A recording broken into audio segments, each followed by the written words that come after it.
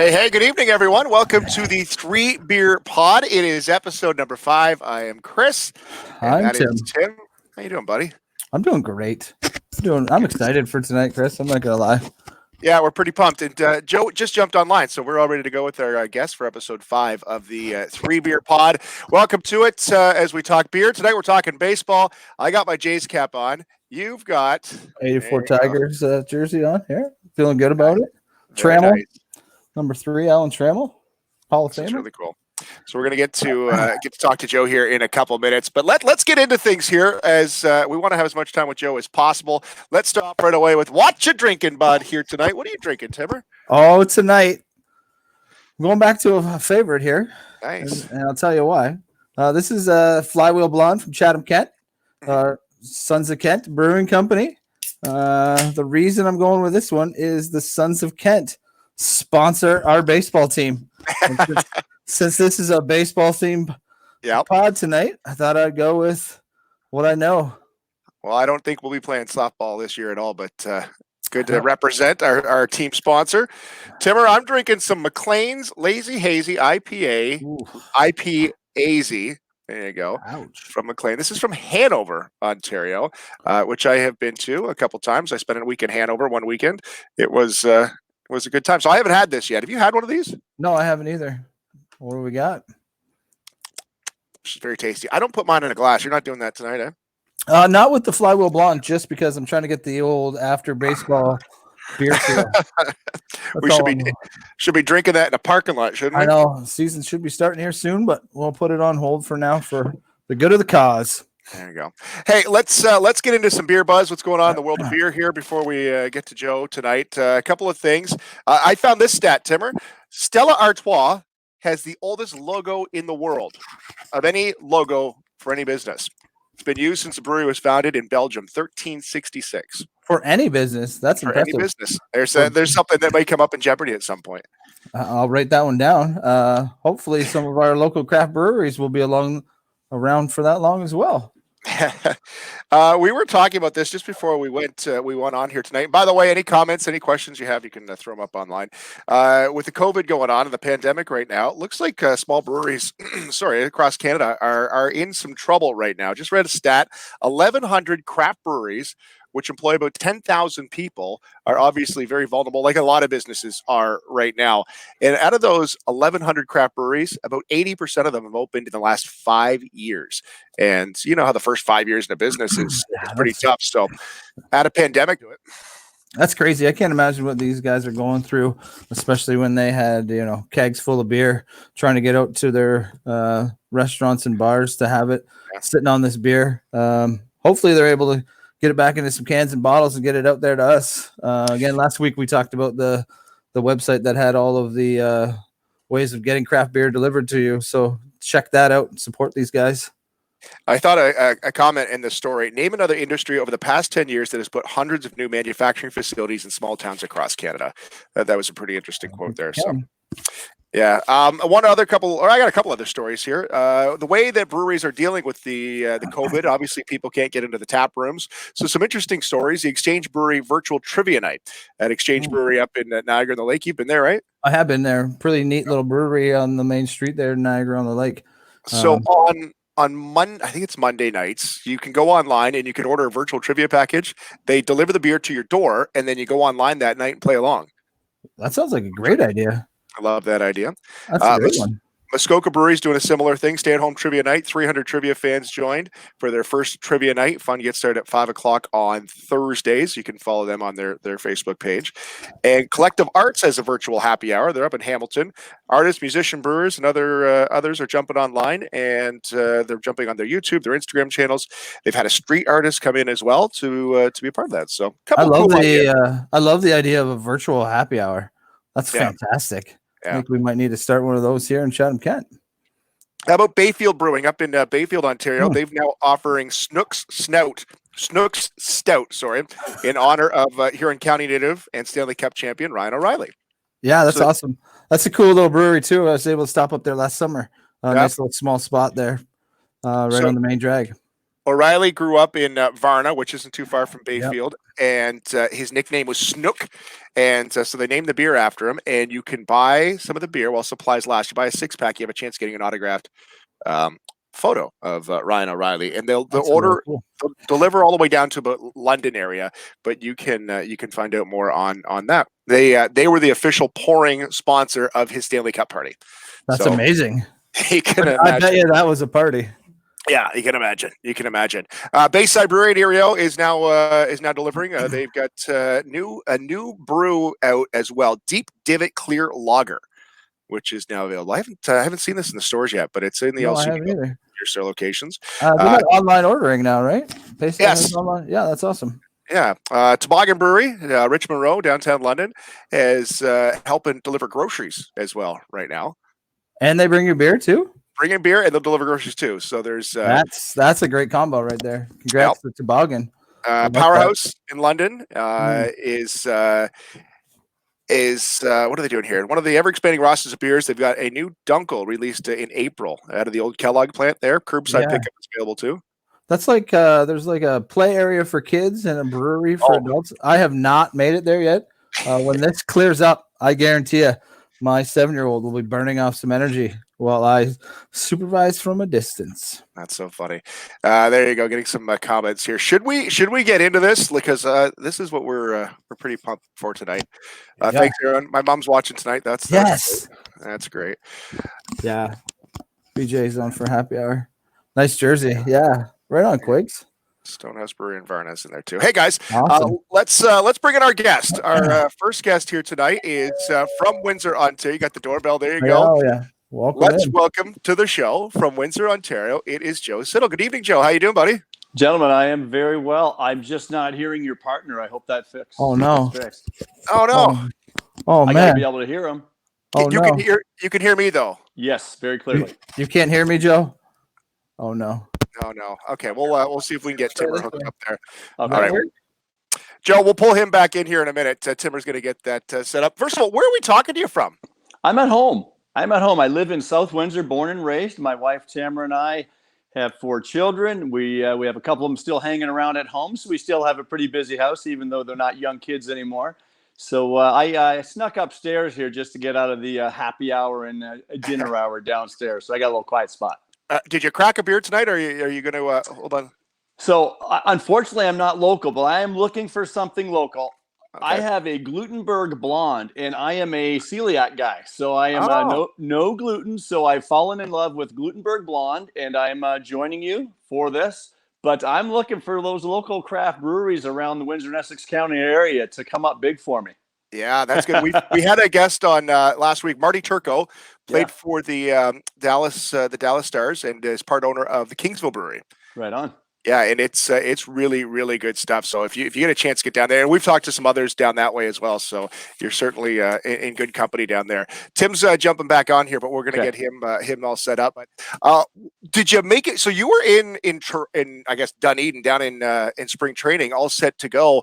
When did you decide to come back to Windsor, and when did you get that all set up? Well, things shut down there right in the middle of March, and I had stayed a few extra days. My wife and I were down there, and but everything was shutting down, and everybody's taking off and going home. So we came home as well. So it was mid-March, been home since, and we were just told, like everybody, to be on hold. And of course, a lot of things have changed since then, and I'd like to think maybe some things for the better, and maybe, just maybe, we might be getting closer to perhaps a baseball season. There's more and more talk going on, but we're just sitting, we're laying low. We are doing a couple of our programs, our Blue Jay Centrals virtually. We've done a couple now. The first one we focused on Vladdy a bit. We just did one that came out yesterday, and they're just online at sportsnet.ca. They're not on TV, actually, because there's nobody in the Rogers building right now. So we're doing a couple of those just to keep busy, and it's not a lot, but it's something, and it's fun to talk baseball a little bit, despite, unfortunately, what's going on all around us. Well, that's what we're pumped. We Tuesday nights we sit and talk beer. We've talked hockey. We've talked breweries, and we're looking forward to baseball. Tim, we got you back there. Can Joe hear you? Hey, Joe. That's much better. All right. Because that jersey has to be next to the Old English D. Yes. My favorite jersey. I didn't get to wear that one, but That is a beauty. I love that one. She is a beauty. I pulled it out today. I got number 3 Trammell on here today. You know what? I got real excited when I started thinking about baseball today. So I'm glad to have you on here. Well, my pleasure. I love to see the Blue Jay hat and the Tiger jersey. The first thing I saw, I was like, here we go again.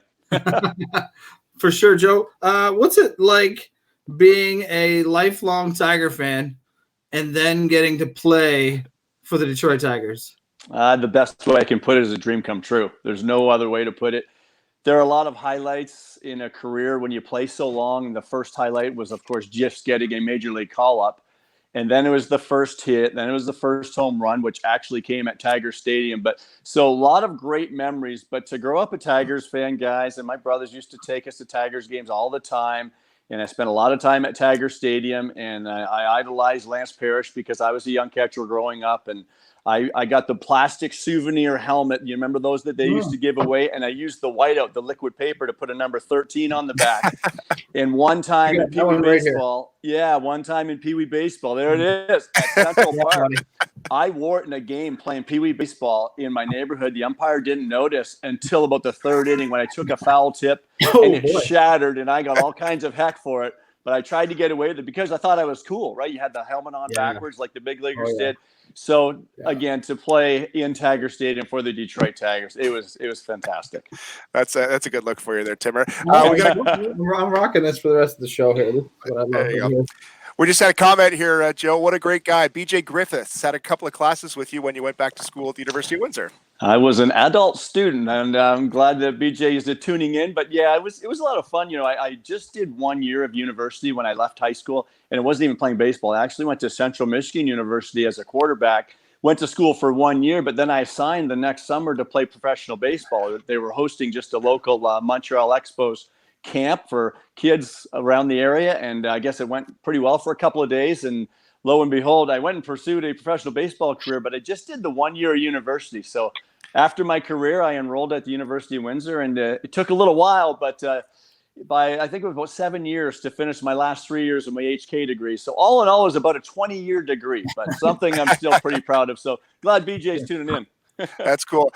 Joe, we're pretty geeked to have you on here tonight. We love baseball, and obviously you're enjoying a beer with us here tonight. So let's try to start at the beginning. You're from Windsor, and you kind of hinted at there. You went to one of those camps, and Tim and I, we've seen these camps come to town. They roll into town, and every kid shows up, and they go out there, and very rarely do you see anybody get signed or go anywhere.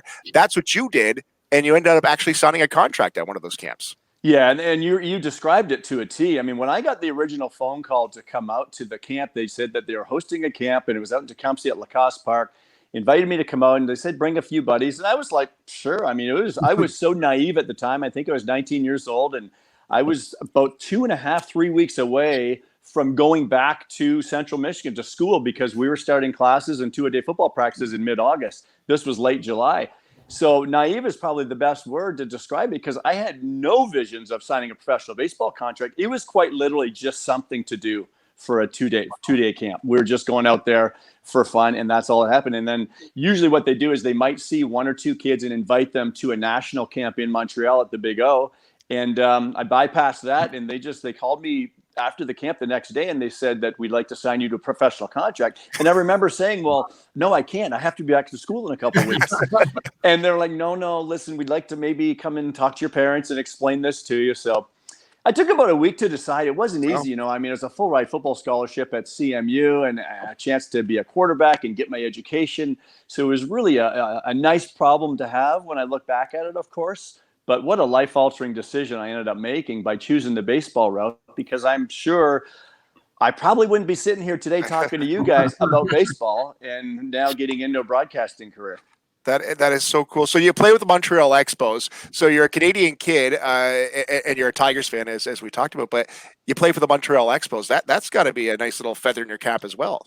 It was. And I think the fact that I came up through the minor leagues with the Expos, and as I said, you know, dreams come true. And the first one for me was just getting to the major leagues, because any minor league baseball player you talk to, you grind it out in the minor leagues, hopefully for several years, but till you get there. But when you finally get there, it's such a huge payoff. And it really is achieving that ultimate goal. But also for me as a Canadian to do it with the Montreal Expos, that was a little extra special. I debuted in 3 River Stadium in Pittsburgh. I was called up from Ottawa, AAA Ottawa, and the Expos were in Pittsburgh. And when we went home from that trip, there was 2 days. I think there was 2 games left in that trip when I arrived, and came back, and to walk into the Big O and to put a Montreal Expos uniform on at home on Canadian soil, I think that's when it was really all sinking in. And of course, you know how Canadians treat each other. I was welcomed with open arms, and again, it was pretty special. I mean, there was another guy by the name of Larry Walker, Canadian. He was pretty good too. So I'm not saying I took any spotlight from anybody, but it was quite a thrill to say the least. How awesome is it that you spent some time with Larry Walker and that he finally got almost inducted this year? It looks like they're going to delay it till next year. What was that like? What do you remember about playing with Larry Walker? What I remember about Larry was he's quite a character. I don't know if he portrays that a whole lot when you see him in interviews and all, but he is a card to say the least. And he is a guy that really took me in when my first big league camp when I got there. Now, as a catcher, oftentimes they'll bring young catchers to Major League spring training because they simply need bodies to catch all the bullpens. So I was called to Major League camp rather early in my career, and it wasn't necessarily for things I was doing, how great I was doing, but you need bodies. And I remember getting there, and Larry was one of the first ones early on. He's throwing spikes in my locker and batting gloves. Do you need any bats? And he just treated you as one of his own, which I guess I was because I was Canadian. And that's what I remember about Larry, the person early on, but then now to reflect back and to finally see that he's going to be enshrined in Cooperstown. It's a great thrill because he's a guy that, I mean, the offensive numbers speak volumes. I know there's a lot of debate in the whole Coors Field thing and all that. But, you know, when people ask me about Larry as the player and playing with him, what really strikes me are more the intangibles, not the home runs, not the stolen bases, but it was setting up base runners almost. He would range into the right center gap with a runner on first on a base hit, and he would almost like lollygag to the ball and bait that runner to go first to third. And sure enough, he would go first to third and he'd come up firing. Like he just knew the game inside and out, and he just really saw the field very well. Those are the things that I take most from Larry because those are things you can't teach. A lot of guys have tremendous talent, and anybody that gets to the big leagues obviously has talent. But that's that intangible that really takes guys to the next level. That's awesome. I wanted to ask about Pedro Martinez too, because you had the chance to catch him as he was coming up. What was that like, a young Pedro Martinez as he was just taking off? I've never seen such a little guy so fierce. No. This guy had no fear whatsoever. And, you know, first and foremost, he had great stuff. I mean, he had a great arm, but he could spin the curveball. He had a phenomenal changeup. And what makes the great ones so special, first of all, he's a hard thrower, but he had a great curveball, but he could also locate it. And then he had a great changeup, and he could locate it. So when you've got 3 great pitches and you can throw them anytime in the count, that's almost unfair. Any hitter will tell you that's just not fair. And he could do that, and he was not afraid whatsoever, as his reputation speaks, to brush hitters off the plate. If you were going to get comfortable in there, if he was trying to go away and he saw you taking a pretty good healthy swing, and that was my job as a catcher too, but the limited time that I got to catch him, you're going to make him honest. And, you know, this isn't about beaning people and drilling people. It's about pitching inside. It's probably something we don't see near as much anymore. And again, not hitting people so much as keeping them honest, because as hitters, when you get a pretty good brush back pitch, and I mean up higher in the letters area, that will keep you honest. And now maybe you won't quite get to that pitch on the other half of the plate as efficiently. And that's what pitching is. That's pitching 101. But Pedro did it to a T. Absolutely. Hey, Chris, I'm just going to take a time out here. I'm going to crack in. We just want to stick with the 3Beer podcast theme. I'm going to drink one from Bench, mostly because that's where my baseball career has taken me. This is Bench's session IPA. I spent a lot of time there too, you know. Gainesville, Ontario. So this one goes with my number 2 for tonight. It's the Bench. Cheers. Joe, let's get into the next season. 1996, you played 18 games with the Florida Marlins at the time, and they were on the way to the World Series, I think, the next year. What was your time like in Florida? You just missed out on that one.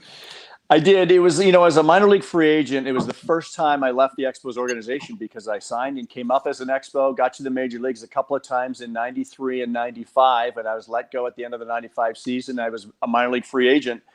And I was contacted by the Marlins to sign. It was a nice offer to be a minor league free agent and go and play in AAA and have a chance to get to the big leagues with another club for the first time. And I was very excited about that. And lo and behold, the final day or second last day in spring training. I was in big league camp with the Marlins, and then I got shuttled over the last week to minor league camp when I got sent down. Just getting ready to head to AAA Charlotte, North Carolina, in the International League, and we were in the minor league game. There was a pop-up in foul territory. I'll never forget it. It was right by the first base dugout, and I, as a catcher, was going over to field the pop-up, and the first baseman was coming over also. And Russ Mormon, love the guy. He was a teammate of mine, but a big dude. He was about 6'4", 6'5", and he reached up and over me to kind of call me off, but he caught the ball, which was great. But in doing so, he kneed his knee into the side of my knee and tore my medial collateral ligament. So I went down in a hurry, and I was fortunate. I never really had a lot of injuries throughout my career, especially things that set me back that long. And sure enough, it was I was out 6 to 8 weeks. The next day, I was down in Miami seeing the team's orthopedic surgeon, who was also the surgeon for the Miami Dolphins. And I remember coming out, and I was nervous. I was scared. I'm not going to lie to you. I was really scared. I really thought this was like, wow, this could be my whole knee. It could be my career. And he came out and he said, I got good news and bad news. He said, first, the bad news is that it's a tear. The good news is that I see these all the time. NFL players are back playing in the secondary, these DBs, in like 4 to 6 weeks. So he told me 6 to 8, and I was back in about 7. So very grateful. I went to AAA Charlotte, and I got a call up just for about a month. Charles Johnson, if you remember that name, the Marlins' #1 catcher, broke his thumb, I think. So I got about a month up with the Marlins, and ironically, we were playing in Ottawa against the Ottawa Lynx when I got the call in my hotel room to get on a plane to LA. They were playing the Dodgers, which was really cool as well. That's awesome. Andre Dawson was another Hall of Famer that was on that team. The Hawk. Andre was and I was also in spring training and during my time with the Marlins. That was the end of his career, if you remember. He was with the Marlins. And unfortunately, that memory isn't as good for me with the Hawk because, at that time, every day he was in the training room. He had ice packs on his legs and his ankles. He was just really at the end, which was tough to see. But what just a freak of nature the Hawk was. And early on, I think it was early in my spring trainings with the Expos, a lot of those names too. I got to spend some time with a lot of those big name type players too. But Andre's one to remember. It was unfortunate it was at the very end when I spent time with him with the Marlins. Joe, let's get you to Detroit. And I remember this. I'm not a Tigers fan at all. Tim's a Tigers fan. I'm a Jays fan 100%. But I told you in our conversation is that your brother was my guidance counselor. So I remember the conversation at the school being like, Ted's brother just signed with the Tigers. And I thought, well, how cool is that? Because we had obviously followed your career down in these parts. So 98, you end up with the Detroit Tigers. And what is that like to finally come home and play for the Detroit Tigers? The way it happened was crazy. I mean, it seems to be when I reflect back, when you ask me questions like this, the crazy type stories. I was a minor league free agent again after I was let go I went back to the Expos in 97. Was in AAA all year and got let go. So I was a minor league free agent again. And I was contemplating things with my agent, and he was looking for my guidance. I was looking for his. Well, the next day I was taking my father-in-law, I believe, to the airport in Detroit, and I was crossing the border. And on the half-hour update on sports radio was that the Tigers had traded, I believe it was Matt Wahlbeck. I knew it was a catcher. It was Matt Wahlbeck, I believe. And my wheels just got spinning thinking, well, wait a minute. When a big league catcher goes, maybe there's a domino effect. So I contacted my agent right when I got home, and I said, do me a favor. Just heard the Tigers made a move. Maybe they're looking for depth in AAA. It's a shot in the dark, but what a dream that would be, is to even be in AAA Toledo and maybe go to camp with the Tigers. So he looked into it, and he calls me back the next morning at 9 a.m., and I didn't even say hello, and he said, do you want to be a Tiger? And I think the phone almost fell out of my hands. I said, you've got to be kidding me. He said, yeah, no, they want to sign you. They want some veteran leadership in AAA and have some insurance. So sure enough, I signed there, and I was called up in late July, I guess it was, and stayed. I got lucky, too. I stayed the rest of the season. You remember Raul Casanova?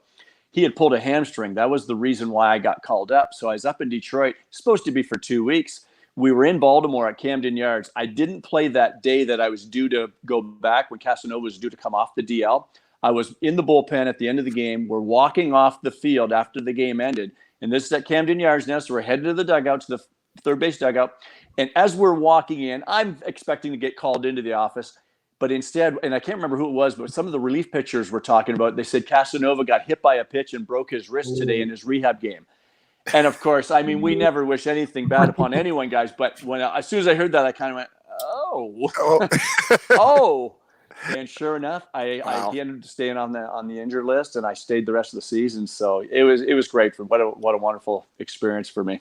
That call, you want to be a Tiger, is I think something that everyone around this area that's not a Blue Jays fan is something that they want to hear all the time. Yeah. Your first career home run is in Tiger Stadium. Tell us what you remember about something that I dreamed about as a kid. Yeah. You got to live out the first home run in Tiger Stadium. You got to remember what that felt like. Well, I was hoping to be the first of many, but it was the first of one.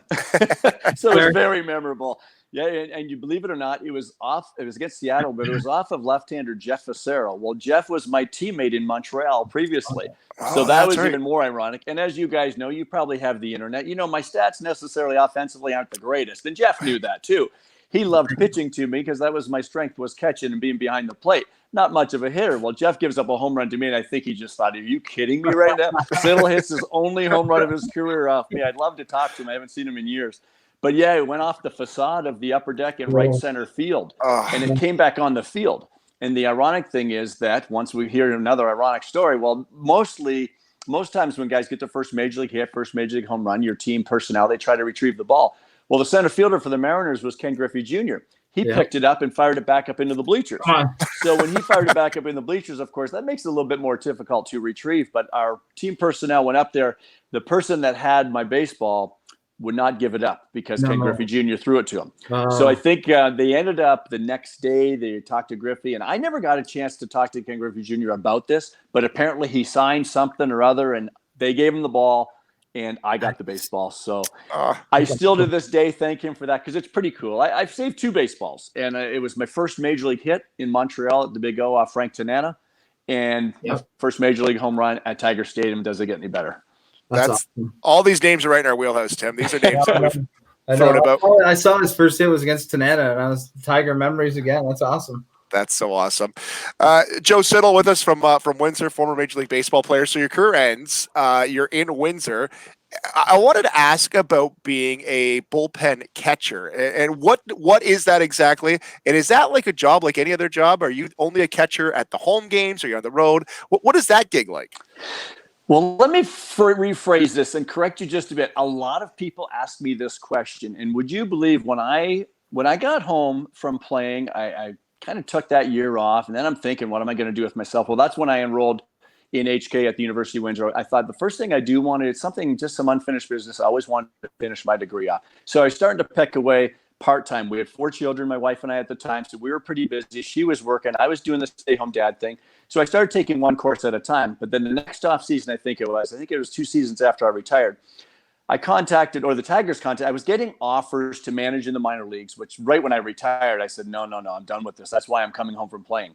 So then the Tigers had contacted me and they said, well, what about something a little bit more part-time so that you could still be home and be dad like you want to? And I said, well, what are you thinking? I said, well, why don't you just come over? And it was Steve Lubradich. He was assistant general manager of the Tigers at the time. Why don't you just come over and help with batting practice?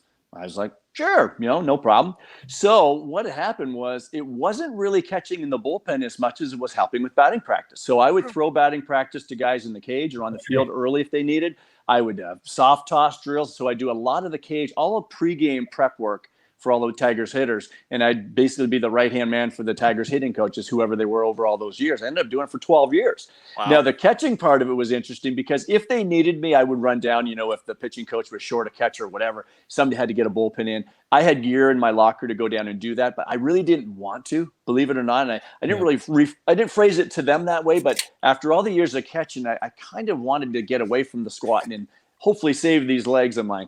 But I did get the opportunity because they needed an extra guy at the All-Star Game 05. So I caught in the bullpen for the National League, and I caught part of the Home Run Derby. So pretty cool. Yeah, pretty cool. If you look back at some of the old pictures, do you remember that was the year? Remember Bobby Abreu hit like 24 or something? Of course, Vladdy put that to shame this year, but it was pretty cool. I actually watched that Home Run Derby because the guy tipped me off that said that you were catching that Home Run Derby. So I watched Pudge's first round, which you were catching. Right on, yes. Chris Berman actually mentions that you two were talking about where the ball was going to be placed. Sure. Well, because he had, I think it was Mick Kelleher, our first base coach, throwing to him. So a lot of times you have that familiarity, as we saw this year with Vladdy, had John Schneider throwing to him because he was so comfortable with him from BP and his AA days in New Hampshire. So yeah, small world while this all comes together. But that's so cool. Pretty That's cool, so cool. yes. Before we get into your broadcast career, I want to ask you, Joe, about, and Tim and I were sharing texts back and forth about this. So you're primarily a catcher, but there were a few innings in the majors that you ended up in the outfield. You played first base a little bit too. But Tim and I, when we play slow pitch, we're infielders. We don't go to the outfield. So when we're losing pretty bad, the team throws us out there, and they're the bench. We're shaking out there, and no good happens with us in the outfield. What's it like all these years catching, and then get to the majors and having to play a couple innings out in the outfield? I felt the same way you guys did. Trust me. Trust me. I felt the same way.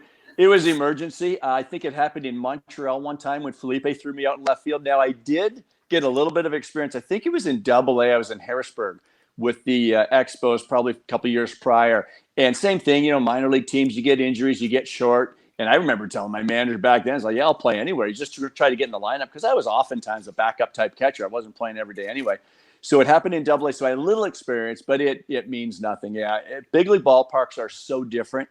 And the reason they're so different is because now you have the extra tiers, the upper deck, and the depth perception is just so different. And that's the trickiest part. And that's why even shagging, when I first got called up to the big leagues, that was one of the first things I noticed. Just being out in the outfield at Three River Stadium there, shagging for batting practice, very different. There's nothing routine. It was like, it took a lot of getting used to. So when I did, it was one time with the Expos. I'll have to check back, but I think it was one time with the Expos. Felipe threw me out there. But then I went in, believe it or not, to right field for Bobby Higginson one day. I think it was a blowout game, and I was like, oh, no. Just please hit it over my head and get over the bleachers. It was in Tiger Stadium, too. Yeah. Oh, wow. Well, so, I was scared to death. I'm not going to lie. There's nothing routine when we're out there, Tim. I don't think we've never caught a ball. Never caught a ball. Let's get you into the broadcast booth now, Joe. So life happens, and the story about you ending up in the broadcast booth is so chilling, and it's just such a cool story, and it's such a tough time in your life. Did you want to talk about that, or can you talk about that? Absolutely, yes. So your son Kevin, why don't you pick it up from there? I'll let you explain the story.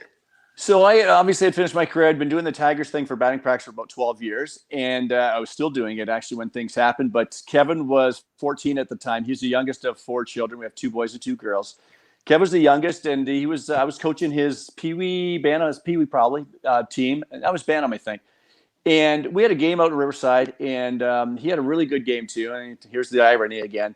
He first time up, I think he hit one in the gap and hit a double, and then he got to third base, and I was coaching third base, really out of breath, really just having tough time. And I think the weekend after this, we were going to London for a tournament, trying to get my kids all an inning to pitch, just organizing the weekend. But every time he kind of running around, he was getting short of breath.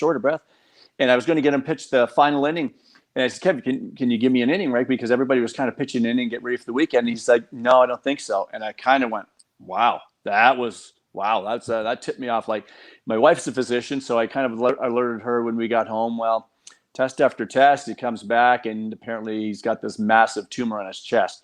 So immediately to the hospital, immediately to London. Long story short, it was 6 horrible months of our lives that we will soon forget. But it was terrible. It was a terrible lymphoma that spread. It was vicious. It was aggressive, and all the chemo treatments that he got did not work. I ended up in Toronto for a few weeks for a clinical trial there. It didn't work. Came back to London because that's where he wanted to be. It was closer to home.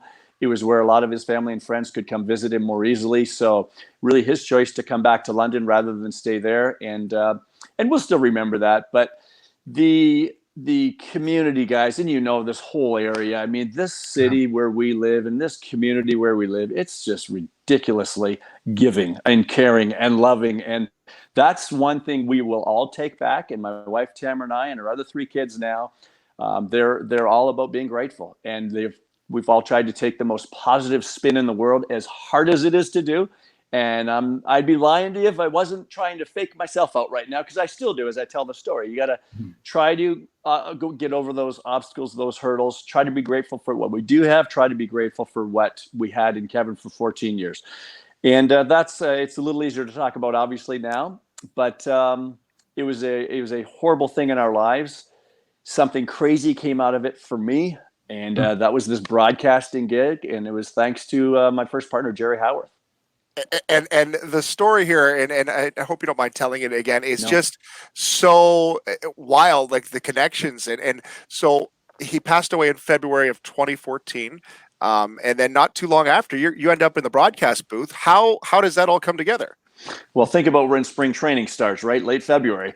So he passed away early February, and when we were Brett, his older brother, he was at Canisius College playing baseball there, and so we were all wondering what we're going to do with the kids and what you want to do. Do you get back to the routine? Do you get back to school? And his team was heading to North Carolina for a trip, and he wanted to go. So he told his coach he wanted to go, and so he went. Well, my wife and I thought we would go too, just to be there for him, and whether he played or not, we'll just kind of keep an eye. And while I was there, I was talking to, I got an email in the meantime, it was just right after the funeral, from Jerry Howarth, radio voice of the Blue Jays. And I knew Jerry. I knew who he was. He knew who I was, but it's not like we were buddies and talked all the time. I knew Jerry because he showed up in Detroit whenever the Blue Jays came to town, and I'd be down on the field and I'd say hello because I knew he was this legendary voice of the Blue Jays. And he just knew me because I was Canadian and I happened to play in the big leagues a little bit. It was a quick hello, how are you? Good. That was it. Well, I get an email from Jerry because that's the kind of guy he is. He found out my email address from a friend of a friend of a friend he knew. And I get this email that it was just all about condolences for the loss of your son. He went on and on. But at the very end of the email, he said that, what did he say? He said something about wanting to, thoughts and prayers and everything about that. You know what? It was more my reply. When I replied to him, I just thanked him for it. But the key of my reply was at the very end, I said, look forward to seeing you. And it was maybe like in June when the Blue Jays were coming to Detroit. But then my last line was something along the lines of, or maybe in the broadcast booth one day. And to this day, guys, I don't know why I put it in whatever terms I put it. I only did it because he's a broadcaster. Like I wasn't thinking about a broadcasting career at all. So and his reply came in like a minute or two and it said, how about right now? Wow. Well, ironically, Jack Morris had just finished his only season with Jerry and he was deciding to move on back to Minnesota.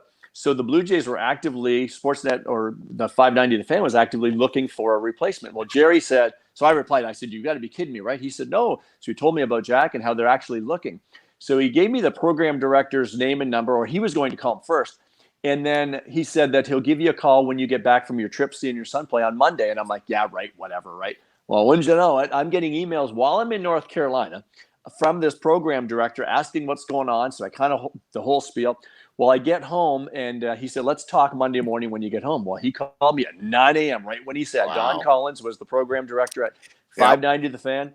And he said, to be honest with you, we talked about a half hour, but it was mostly about Kevin and what we had just been through and the family. And I didn't know the guy. I just met this guy on the phone, and I thought we were going to be talking about a potential maybe job. That's all it was. He said, you know what, Joe, why don't you just take your time. It was about 30 minutes later. He said, let's just leave it. Maybe you and your wife come to Toronto this summer sometime. We'll bring you into the studio, show you around the whole bit. I said, sounds good. Well, then a few days later, things changed a little bit. He said, hey, what do you think of maybe coming on our show? So he wanted to come on. I had to go on the Jeff Blair show because he had to prove or warrant to his bosses of maybe bringing me down to Florida. So I went on the Jeff Blair show for 10 or 15 minutes, and I knew Jeff from our Montreal days. Jeff was with the Montreal Gazette. So did a little show, and of course I had to brush up on my Blue Jays trivia and how they're doing because I wasn't really a Blue Jays fan. So I had to make it sound like I knew what I was talking about. And then it went very well. He called me right after, the program director, and that's when he started talking about where this might go. He said, is there any chance you could come down to Florida maybe for a week? We've got a few guys on the go that we're auditioning.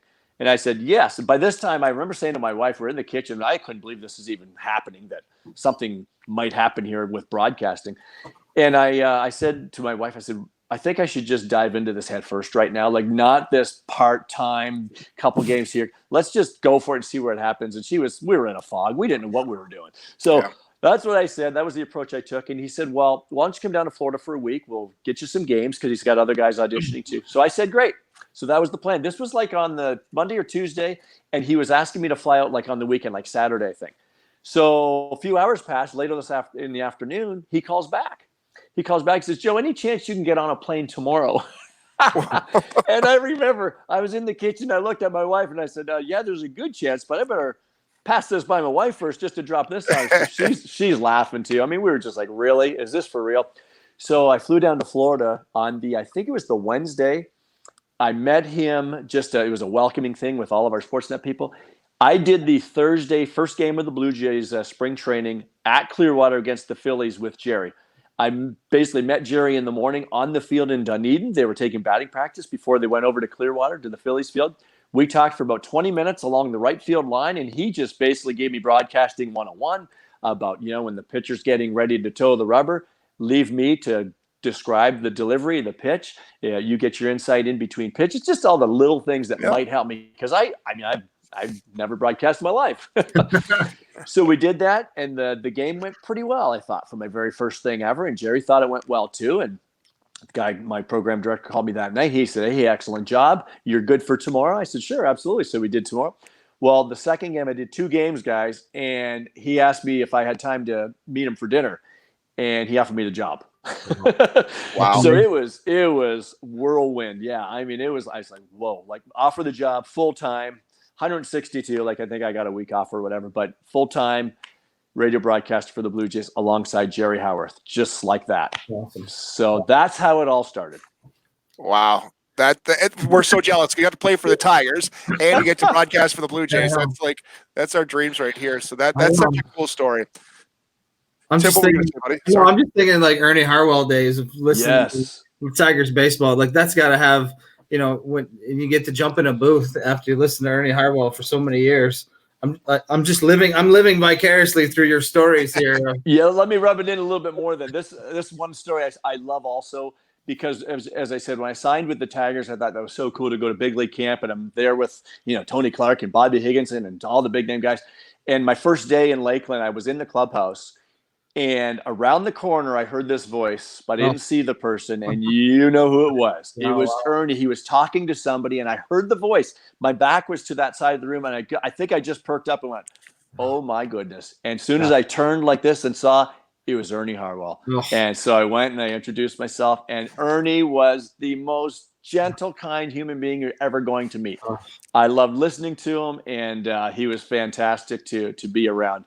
Special man. So that's my Ernie Harwell story. Love that guy.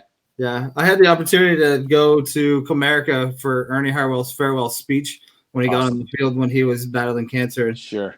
And that feel of just thinking back and listening to Ernie Harwell call games is a baseball memory that I always have. And then I was very fortunate too. And Jerry Howarth is much the same from the Blue Jays perspective, and a legendary broadcaster for so many years. And I was just very fortunate because I came in at a time, very fortunate that all of this happened, but to come in at a time with a guy like Jerry, who is such a pro and so good at what he did, that he was able to mentor me and help me become a broadcaster. And little things, guys, like I try to speak pretty well grammatically. I try, and I will have a hiccup every once in a while, but he had little cue cards, and I'll never forget the one time when I said, "There's 2 outs here in the 7th." And he said, "No, there is 2 outs. There are 2 outs. It's plural." Little things. Those are little things. That's just one of many, many examples.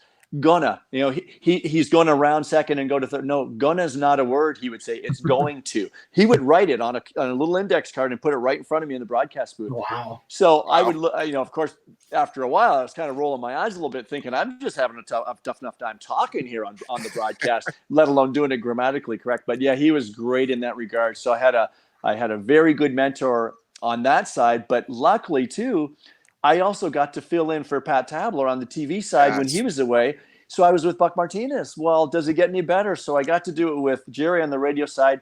Very little, but I think I did about a dozen games with Buck on the TV side, and that's a whole other animal, of course. So that was really, and then that's where Buck helped me a lot because Buck's a former player. He did the analyst thing. He does play, but he's just got so much experience that I remember with Buck, one thing that comes to mind, we were taping our open before the game, and we do that around 6:30. So we're taping the open, and I butchered it the first time, and I butchered it the second time, and we just, when one of us messes up, we just stop. Usually it's one hit, it's pretty good, but this is very new to me.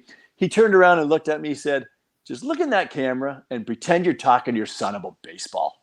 And I kind of went, "Oh," because I had all these things. I knew what I was going to be talking about, but I had like all these things prepared in my mind, and it was so rigid instead of just letting it go and maybe talking to the pictures. And my God, it was the best advice I'd ever gotten. So that's kind of the way I do it now. And I still, to this day, I still prepare a lot. That's just the way I was as a player. I think I am that way as a person. I feel like I have to prepare to feel good about what I'm embarking on. And I'll do that to this day. And I probably over prepare because, again, half the time I don't even use a quarter of my notes that I prepare before I broadcast. You got to do the prep. But when it comes to cameras rolling, you got to kind of be yourself. Yeah. Joe, when we asked you to come on, we said 10, 15 minutes. So you've gone well above it. I apologize for that. But are we going to see baseball this year? Where do you stand on this? What's going to happen?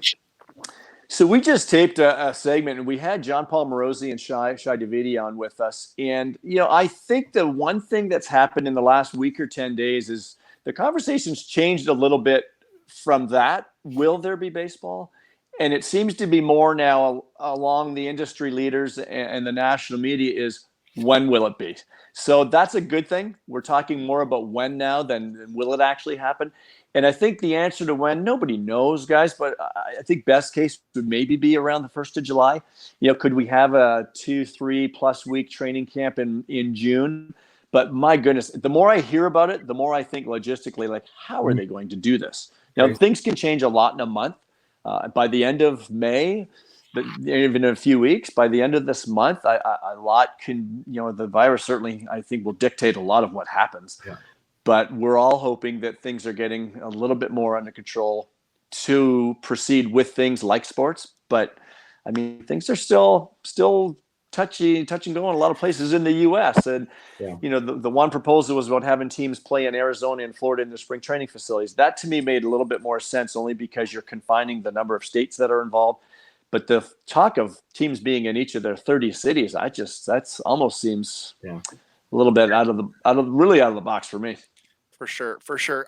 You were talking about preparing. You don't use all of this stuff. I got tons more notes, but we don't want to keep it here all night. We always wrap up with who would you rather have a beer with? Question for our guests. Okay, we give you options. Okay. So we've thrown this around. I'm going to throw something out here, Tim, because we hadn't even talked about this. But you mentioned some names, your broadcast names. So who would you rather have a beer with in a perfect world? Ernie Harwell, Buck Martinez, or Jerry Howarth? And you could sit down. You'd have to have a drink with one of them. Who would you most like to sit down and have a beer with? I spent a lot of time with all three of those gentlemen. Ernie didn't drink. Jerry didn't drink. No way. And Buck and I have had a lot of beers together. I have to tell you, Buck and Tabby have been so good to me and kind of bringing me up and taking me under their wing since I started this, that we've become very good friends, all of us. And yes, a post-game bevy is a very good thing after talking for 3 hours. You get a lot of dry mouth. There you go. There you go. Joe, thank you so much. Say hi to your brother Ted for me, because his guidance led me down a career that I'm very happy with. So. There you go. That's awesome. Tim, you have anything else, buddy? No, let's go Tigers. Thanks, Joe. Really appreciate it. Maybe we'll get him in the same division again someday. Yeah, oh boy. That'd be something. Bring it on, Joe. My pleasure, guys. Anytime. Joe, thanks. Thank you very much. Joe Siddall from Windsor, a former Major League Baseball player. Wow, that was great. And I do apologize to Joe because we only said 10, 15 minutes, but it was good. I loved it. We could have stayed on there forever. Yeah. I do want to say that I did crack the third beer. Again, Rally Cap. We have played baseball. I think this would be our 10th season together, and we have needed the Rally Caps many a times in our seasons together. So that's why I went with the Rally Cap as my third beer. Man, was that awesome though. What a good guy. He is a really good dude. Hopefully we can get him on again, because there's a lot of stuff in there too. And I would have but I would have liked to have dipped into some of his minor league stories too, because he played quite a bit in the minors. And I want to know if he was a catcher. That's Bull Durham right there. He's the dude. So appreciate it. I did dip into another one too. I'm only going 2 tonight. So I got a cowbell here. Breaking the rules again. That's okay. Hazy days. I'm good for 2 them on too. For sure. That was good, man. That was a lot of fun, man. Baseball gets me excited though. Yeah. It's during these times though, you're just like, everyone just keep doing what they need to do so we can get to something like baseball in the future, right? Well, we joked off the top about a slow pitch. I'm almost resigning to the fact it doesn't look like that's going to happen. And hopefully we can get something with Jays and Tigers or something going on there, because that needs to happen at some point. I'm so glad that Joe mentioned these hats too. What a sweet. pulled this out of the closet today. I had this for a long time. I had to do some modifications to fit this large hat. No, it's not Kate's hat. This is an original one when I was growing up. I had to take the inner lining out of it so it fit this large crane. Yeah. Man, this has been a great night. I'm gonna go watch some base Tiger highlights. You know what? He is great on Jay's broadcast too, man. I'm telling you, for the story, I didn't know if he'd want to get into it, but the story of his son passing away and then 3 weeks later ending up in the broadcast booth, and he didn't get into it, but and it may be just the internet lore, but the first game he called that was a Jays win was on his son's birthday, and it was won by a guy named Kevin. So, what a wild story! So, that's something, man. Pretty cool stuff. Joe Siddall, cheers to him. Thanks for tuning in. Tim, you got anything else, buddy? No, that was awesome, man. I'm gonna go watch some Tigers highlights now. Yeah, let's bring back baseball. Have a good night, everybody. We'll see you next week for the 3BeerPod in episode number 6. Thank you.